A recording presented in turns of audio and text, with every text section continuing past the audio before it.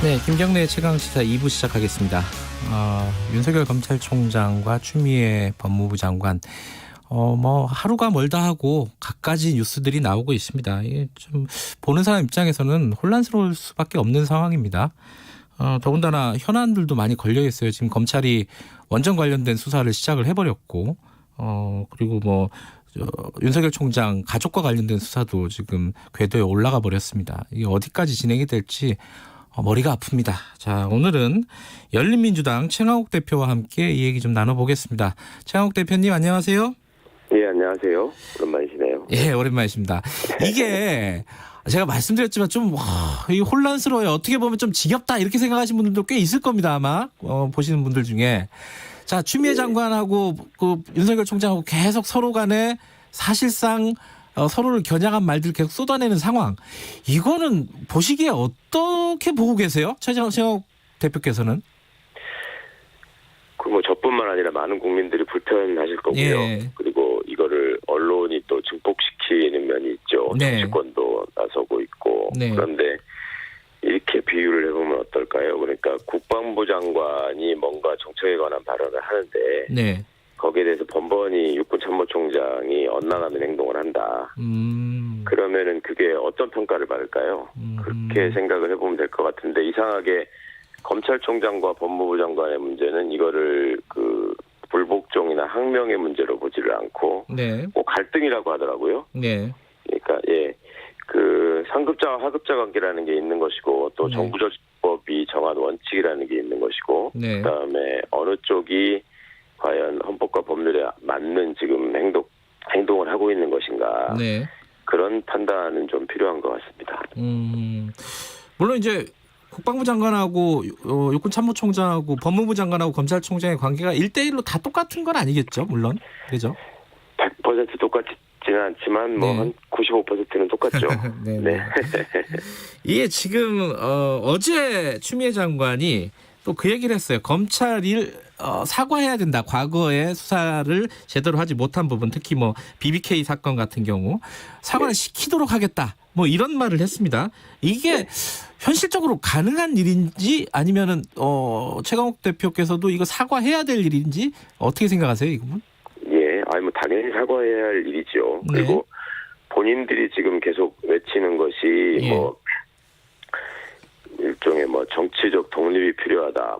중립성에 대해서는 얘기하지 않은 상태에서 그런 네. 독립성, 그다음에 사건 수사를 하는데 장관이 부당한 지시를 하는 거 아니냐, 인사권을 남용하는 거 아니냐 이런 식의 주장들을 하고 있잖아요. 네. 간접적으로. 예. 그런데 그 사건과 관련해서 검찰이 가장 보이지 말아야 할 모습을 보이는 게 대표적인 사건, 지금 언급하신 그런 사건들 아닙니까? BBK 같은 거요? 예. 그렇죠. BBK도 그렇고 김학의 씨 사건. 김학의 사건. 그렇고. 예. 네. 과거에 또 임은정 검사가 재심에서 무죄를 구형했던 네. 뒤에 벌어진 사건들도 그렇고. 그러니까 그거는 이미 팩트가 확인이 된 거고 시민들의 판단이 끝난 부분이란 말이에요. 네. 근데 그거에 대해서 사과를 하지 않죠. 이거는 이제 오래된 고질입니다. 그러니까 과거에 참여정부 때도 모든 일종의 권력기관들이 다 과거사에 대해서 반성하고 사과를 했는데 네. 유일하게 반성을 안 한 조직이 또 검찰이었죠. 그러니까 그것을 국민한테 위임받은 권한으로 이제 민주적 통제를 행사하는 곳이 행정각부의 장관들인데 네. 장관으로서 할 수 있는 얘기라고 생각하고 또 했어야 될 일이라고 생각합니다. 근데 윤석열 총장은 계속해서 살아있는 권력을 수사하는 것이 진짜 검찰 개혁이다 이렇게 얘기를 하고 있습니다. 네. 그러니까 수사로 보여주겠다 이런 뜻인 것 같기도 하고 이 말을 네. 어떻게 해석하세요? 지극히 정치적인 발언이라고 생각을 합니다. 정치적이다. 네. 그러니까 그간에 내세웠던 명분이라는 게 살아있는 권력에 대해서 수사하니까 네. 지금 검찰을 옥죄는 거 아니냐라는 식의 반응을 보였죠. 네. 그리고 그것을 홍보해주는 언론들이 또 상당히 있었고. 예. 그런데 지금 상황에서 과연 어떤 수사에서 권력이 개입해서 그 수사를 망가뜨리거나 좌절시킨 적이 있었나요? 오히려 과잉 수사가 벌어지고 오도된 수사를 하고 있을 때 일방적으로 당하는 쪽에 있었던 게 일종의 청와대 관련 사건들이나 네. 그다음에 기타의 소위 본인이 얘기하는 지금 살아있는 권력에 대한 수사라고 하는 것이 네. 어저께도 정경심 교수에 대한 구형에서 그런 얘기를 했잖아요. 네. 이건 국정농단에 준하는 것이다라고 하면서 마치 살아있는 권력을 수사한 사례인 것처럼 이렇게 얘기를 네. 했는데, 그러니까 그런저런 사례들이 굉장히 우리가 그동안에 알고 있었던 살아있는 권력에 대한 수사를 검찰이 하지 않는다. 네. 권력의 개가 돼서 굴종한다. 네. 그런 상황들하고는 좀 많이 다르잖아요. 네. 근데 그거를 지금 굳이 언급한다고 하는 것은, 그리고 그 언급을 한 장소가 제가 알기로 아마 대전을 방문했을 때 그런 얘기를 한 거 그렇죠. 네, 맞아요. 같은데, 네. 그러고 나서 또 공교롭게 지금 원전 문제에 대한 수사를 느닷없이 또 시작을 했단 말입니다. 이례적으로 대전에서 지금 한 거죠. 예. 그러니까 명분으로 된 거는 세종시의 정부기관이 있기 때문이다 이런 식의 얘기를 했는데, 그것도 참 경광부에 아닙니까? 언제 그런 경우를 보셨나요?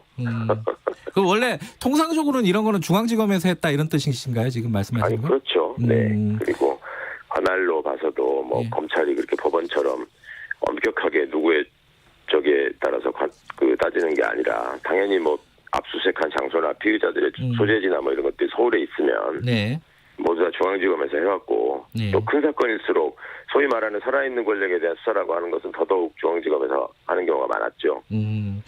지금 두 가지 말씀을 해주셨어요. 지금 정경심 교수 관련된 구형 이분도 말씀하셨고 원전 수사도 말씀하셨는데, 하나씩 좀 짚어볼게요.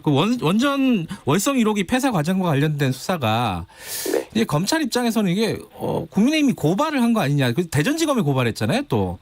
이게 국민의힘 입장에서는 이제 구도를 보고 대전지검에 고발했을 가능성이 높겠지만은, 어찌됐든 대전지검에 고발이 들어왔고, 그리고 감사원도 밝혔듯이 뭔가 불법적인 탈법적인 상황들이 좀 벌어졌었단 말이에요. 예를 들어 증거인멸이라든가 이러면 수사를 해야 되는 거 아니냐 이렇게 얘기를 할 것 같아요. 검찰은. 여기에 대해서는 어떻게 생각하십니까?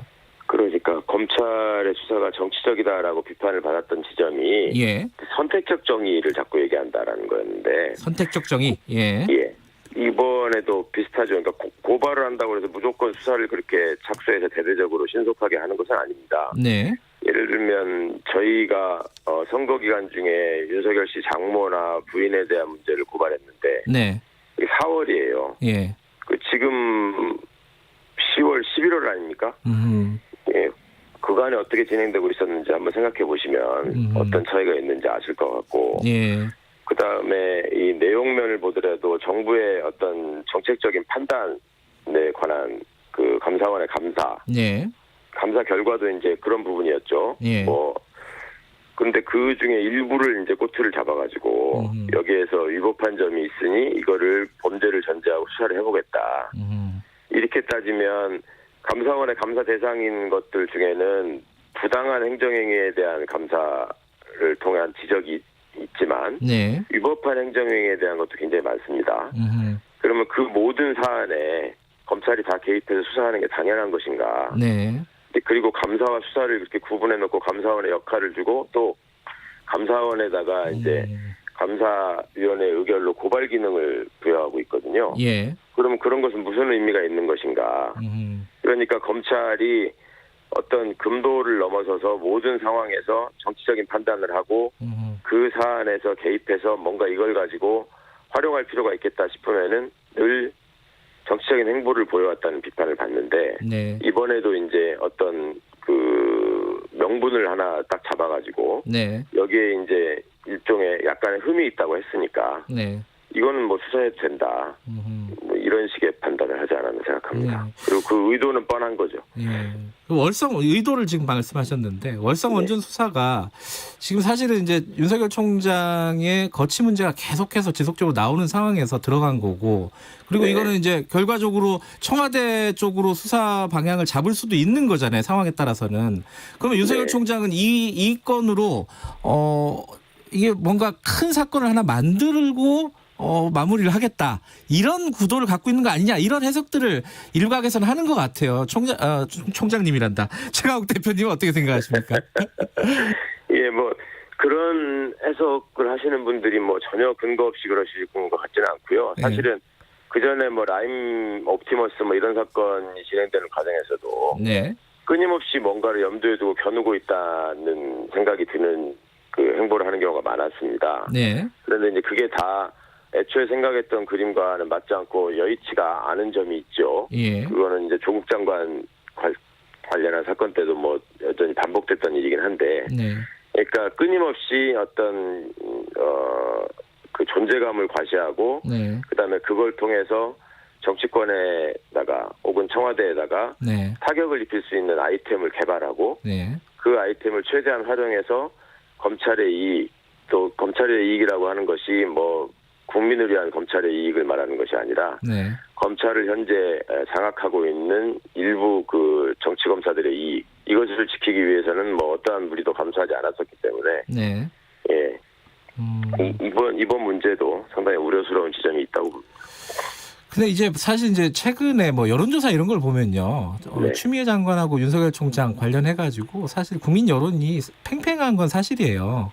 네. 그리고 이제 사람들은 일반적으로 권력에 대해서 칼을 겨누는 검찰을 멋있게 생각하는 경향이 있습니다. 분명히. 그렇죠. 네. 네. 그러니까 그런데 이 상황에서 수사를 한다 그러는데 추미애 장관이 이건 저렇고 저건 저렇다 그래갖고 가이드라인을 딱 주는 거 아니냐 이렇게 당장 나온단 말이에요. 네. 뭐 여기에 대해서는 어떻게 보세요? 그러니까 보십시오. 가이드라인이라고 예. 하는 것은 과거에 검찰이 이제 권력에 종속돼 가지고 예. 그 기능할 때 보시면 애초에 이제 그 누군가가 내부적으로 방향을 정하죠. 네. 그리고 그 과정에서 피의 사실들이 계속 청와대에 보고되면서 네. 일종의 그 정리가 됩니다. 네. 그러면 그 트랙을 따라서 그대로 수사가 진행되고 애초에 제기됐던 의혹과는 엉뚱한 방향에서 이제 결론이 나고 네. 하는 사건들이 굉장히 많았었어요. 예. 그러니까 그런 것들이 이제 김학의 씨 사건이나 네. 이 뭐 BBK 사건이나 이런 게 이제 대표적인 거였죠. 예. 그런데 가이드라인이라고 하는 것은 그 가이드 하는 대로 따라와야지 가이드라인이지. 안 지금 따라온다. 법무부 장관이 아하. 예 그렇게 얘기하니까 대검이 그러면 그걸 수용해서 의식해서 예. 예, 그게 무서워서 이제 더 이상 어떻게 하지를 못하고 그대로 쭉 갈 것이다. 네. 그런 모습을 보셨습니까 지금? 예. 예. 그리고 아까 정경심 교수 관련된 말씀도 잠깐 언급을 하셨는데 말씀하신 대로 살아있는 권력을 수사했던 국정농단 사건과 비교를 했습니다. 검찰이. 그리고 징역 7년, 벌금 9억 원. 일단 뭐 형량 자체는 뭐 객관적으로 볼 때는 많아요. 높은 형량인데 요 검찰의 구형 어떻게 보셨습니까? 일단 그 도박을 해보신 분들은요. 예. 뭐 쉽게 이해를 하실 텐데 자신이 손에 쥔 패가 그다지 이렇게 훌륭하지 않을 때 상대를 이제 흔들어 보려는 걸로 일종의 블러핑이라는 걸 하지 않습니까? 예, 예. 이게 지나친 구형에다가 예. 법적으로도 별로 타당하지 않은 지금 그 모습을 보이는 것 같은데 예. 일종의 그 불안감의 표현이라고 생각합니다. 불안감의 그러니까 표현. 예. 네, 처음에 사건을 시작할 때는 본인들의 입장에서 이제 그런 그림을 그리고 출발한 건 사실인 것 같습니다. 지금 보면 이걸 어떻게든 과거 최순실 국정농단 사태와 비슷한 모델로 만들어서 네. 또 그 모양과 일치시키면 네. 국민을 설득할 수 있을 것이다. 네. 국민적 이해를 구할 수 있을 것이고 본인들이 생각한 어떤 목표를 달성할 수 있을 것이다라고 기대했던 것 같은데요. 네. 지금 재판 과정에서 재판 중에 드러난 사실들을 보면은 그렇게 정확히 일치하지는 않죠. 그리고 오히려 펀드 문제나 이런 것들, 사모펀드 문제를 굉장히 집중했었는데 네. 그거는 엉뚱하게 짚었다라는 것이 이미 조범동 씨 재판에서 낱낱이 좀 밝혀진 면이 있고요. 네. 그렇다 보니까 이것을 어떻게든 그 본인들이 생각했던 프레임, 본인들이 생각했던 모델로 갖다 맞춰야지만 좀 처음에 불안감, 처음에 느꼈던 어떤 그 자신감이 유지가 되지 않으니까 네. 그런 이제 불안감을 해소하기 위해서 또 예. 국민들을 현혹하기 위해서 그런 식의 표현을 쓰지 않았을까. 네. 세상에 표창장이 국정농단이라고 생각하는 사람이 누가 있습니까? 이걸 뭐 재판 결과 법원의 판단을 좀 기다려 보고요. 네. 그리고 어제 추미애 장관이 검찰총장 특활비 얘기를 했습니다. 이게 뭐 한 90억 가까이 된다는 얘기인데. 네네. 그리고 추미애 장관은 또 여기 특활비가 이제 어떻게 쓰였는지 모른다는 얘기와 함께 일선지검에 안 내려간다는 고충을 본인이 들었다. 이렇게 얘기를 했고 야당은 그건 아니다, 사실이 아니다. 이렇게 얘기를 하고 있어요. 네. 그 일단 뭐 두 가지인데 특활비라는 게 이렇게 많은 건가? 이게 일단 문제가 어떻게 생각하시는지 궁금하고 이 사실관계에 대해서도 좀 궁금해요. 특활비라는 게 국민들께 알려지게 된 게 말입니다. 예. 일반적으로는 국정원이 왜 특활비를 뒷돈으로 청와대 뒷돈으로 활용해가지고 네. 갖다 바치다가 여러 가지 문제가 이렇게 일어났잖아요. 이 국정농단 사건 때 나온 거죠, 이게. 예. 그렇죠. 그리고 검찰의 특활비에 대해서 가장 선명하게 기억하시는 건 아마 돈봉투 사건일 겁니다. 네. 서울지검장하고 중앙지검장하고 검찰국장하고 이런 사람들이 돈봉투 예. 부하 검사들에게 나눠줬던 맞아요. 거. 시끄러웠죠. 예. 네. 근데 그런 돈들이 특활비라고 하는 거는 은밀하게 진행되는 이제 수사 활동이나 정보 활동 같은 경우에 예. 그 비용을 어디다 쓰이는지 낱낱이 밝히고 하게 되면 예. 그 비밀성이 훼손될 수 있잖아요. 그렇죠. 그런 것 때문에 이제 불가피하게 편성되는 돈인데 그 돈이 사용되는 과정을 보면은 이게 증빙이 필요 없으니까 본인들의 편의에 따라서 마구잡이로 그냥 이렇게 쓰여지는 경우를 네. 지금 우리가 앞서 말씀드린 예에서 본 거잖아요. 네. 그리고 검찰에 출입해 보신 분들은 많이 아는 사실이지만 법무부가 검찰에서 돈을 얻어다 쓰는 형국이었습니다. 네네. 그러니까 특활비는 수사기관에다가 나오는 돈이기 네. 때문에 예. 검찰이 법무부에다가 분배해 주는 식으로 해가지고 그동안에 예. 이제 검사 출신이 장관을 하면 네. 아주 사이좋게 나눠 쓰던 돈이었거든요. 예. 그런데 지금 이제 특활비가 투명성을 갖고 있지 않은 돈이다 보니까 예. 총장의 자의적으로 집행되는 면이 아마 있었던 것 같고 그게 이제 특히 일선에서 수사를 하는 조직의 입장에서는 과거에 이제 대검에서 지원해주던 특활비를 알고 있을 거 아닙니까? 예. 근데 그거하고 다르니까 예. 아마 장관께서 그런 부분들을 보고를 받으신 것 같고 그 지점을 지적한 거 아닌가 싶습니다. 요 부분은 좀 사실관계 파악이라든가 앞으로 좀 정리가 돼야 될 필요가 있는 것 같아요, 그죠? 예. 그렇죠. 그 부분은 이제 국회에서도 들여다보겠다고 했으니까 예. 예산심의 과정에서 어느 정도 정리는 될 것 같긴 한데 예. 하여튼 중앙지검이 수사를 제일 많이 하는 조직인데 그쪽이 특활비가 부족해가지고 어떻다 하는 얘기는 참 여러 가지의 내용을 포함하고 있는 것 같습니다. 예. 예. 여쭤볼 얘기가 산더미 같은데 이제 거의 마무리를 해야 되겠네요. 마지막으로 윤석열 총장 대권 후보로 많이 거론되잖아요, 요새. 언론에서는 네. 삼강구도니 이런 얘기까지 나오는데 나올 것 같아요? 어떻게 보세요? 본인이 나오겠다고 한 거 아닌가요? 지난번에. 나오겠다고 한 거라고 보셨어요? 예, 저는 그렇게밖에 읽히질 않고 그리고 그 뒤에 보이는 행보를 봐도 이거는 전형적인 정치인의 행보지 공직자로서 취해야 할 도리는 아니라고 봅니다. 예. 그리고 그런 것들을 염두에 두고 그동안에 쭉 준비를 한 거 아닌가 싶을 정도로 국감장에서 좀 오버하는 모습들을 봤고요. 그리고 그런 모습들이 국민 보시기에 전혀 바람직하지도 않고 또 헌법과 법률이 검찰총장한테 기대하고 있는 역할도 아니다. 예. 그 점은 분명한 것 같습니다. 예, 열린민주당이 이제 더불어민주당과 이 재보궐선거 때 연대를 하냐 마냐 이런 얘기들 많이 나오고 있는데 그 얘기는 복잡하니까 나중에 여쭤보고 오늘은 최강욱 대표께서 서울시장에 나온다는 설에 대해서는 어떻게 생각하십니까? 그렇습니까? 저는 못 들어봤습니다. 아, 그렇구나. 진짜 처음 들어봅니다. 그 진짜 처음 들으세요? 네네네. 열린민주당에서도 후보 내 계획은 있으신 거죠? 저희도 당연히 공당이니만큼 재보궐선거에 대한 입장을 이제 정리하고 준비해야 되고요. 네. 그것을 또 월요일날 최고위원회에서 앞으로 준비하겠다고 말씀드린 바가 있습니다. 예, 알겠습니다. 오늘 여기까지 드릴게요. 고맙습니다. 네, 감사합니다. 최강욱 열린민주당 대표였습니다.